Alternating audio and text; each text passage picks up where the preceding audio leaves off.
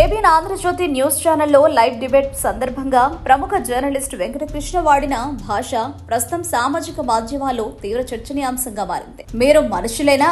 ముడ్డి కిందకు 60-70 ఏళ్లొచ్చాయి, అనుభవం ఉంది, ఏం వాగుతున్నారు? కుక్క బిస్కెట్లు తిని మాట్లాడతారా?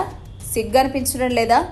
మనుషులేనా వంటి పదజాలంపై నెటిజన్లు, మేధావులు తీవ్ర అభ్యంతరం వ్యక్తం చేస్తున్నారు. ఒక సీనియర్ జర్నలిస్ట్ ప్రజాదరణ పొందిన ఛానల్లో ఇలాంటి అసభ్యకరమైన భాష వాడడం జర్నలిజం విలువలను మంట కలిపేలా ఉందని పలువురు విమర్శిస్తున్నారు. వెంకటకృష్ణ వ్యాఖ్యల తాలూకా వీడియో క్లిప్పులు, స్క్రీన్ షాట్లు సోషల్ మీడియాలో వైరల్ అవుతున్నాయి. ముఖ్యంగా ట్విట్టర్, ఫేస్బుక్ వంటి ప్లాట్ఫామ్లలో జర్నలిస్టులు ఇలాగైనా మాట్లాడేది?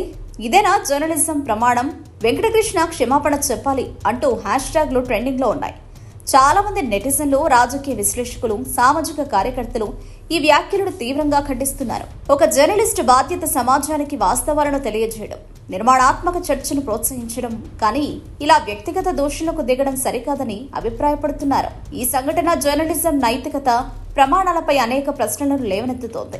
మీడియా ప్రజాస్వామ్యానికి 4వ స్తంభమని, సమాజానికి మార్గదర్శనం చేయాల్సిన బాధ్యత ఉందని తరచుగా చెబుతుంటారు. అలాంటి మీడియా సంస్థల్లో పనిచేసే ఒక సీనియర్ జర్నలిస్ట్ లైవ్ షోలో ఇలాంటి వ్యాఖ్యలు చేయడం ప్రజల్లో మీడియాపై ఉన్న నమ్మకాన్ని సన్నగిల్లేలా చేస్తోందని విశ్లేషకులు హెచ్చరిస్తున్నారు. డిబేట్లలో వాదోపవాదాలు సహజమే అయినా వ్యక్తిగత దోషులు, అసభ్యకరమైన భాష వాడడం ఎంతవరకు ఆమోదయోగ్యం కాదని అంటున్నారు. మొత్తం మీద వెంకటకృష్ణ వ్యాఖ్యలు జర్నలిజం వృత్తిలో ప్రమాణాలు, నైతికతపై తీవ్ర చర్చకు దారితీశాయి. ఇది భవిష్యత్తులో మీడియా వ్యవహార శైలిపై ఎలాంటి ప్రభావం చూపుతుందో వేచి చూడాలి.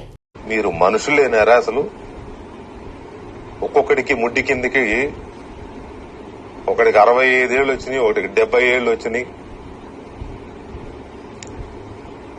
బోళ్ళంత అనుభవం ఉంది. ఎందుకు మీ అనుభవాలు? ఎందుకు? ఏం బాగుకుందామని?